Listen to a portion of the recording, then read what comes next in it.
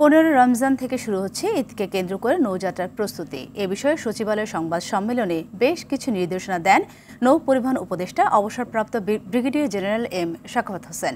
ঈদযাত্রায় কোনো লঞ্চ অতিরিক্ত যাত্রী বহন করলে রুট পারমিট বাতিল করা হবে। সেই সঙ্গে কেউ নির্ধারিত ভাড়ার বেশি নিলে ব্যবস্থা নেওয়ার হুঁশিয়ারি দেন উপদেষ্টা।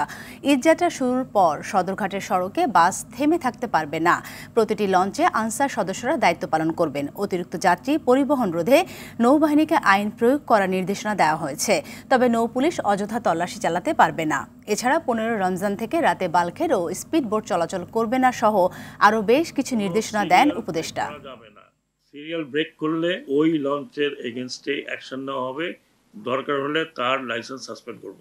ঈদের এই 15 তারিখ থেকে নির্ধারিত ভাড়া হবে, ওটা ওনারা আজকের থেকে বা কালকের থেকে টাঙিয়ে রাখবেন যাতে যাত্রীরা দেখতে পারে। প্রতিটি লঞ্চ যেগুলো রাত্রে চলাচল করবে বিশেষ করে তাদের জন্য বলা হয়েছে 1-3, একজন কমান্ডার 3 জন আনসার।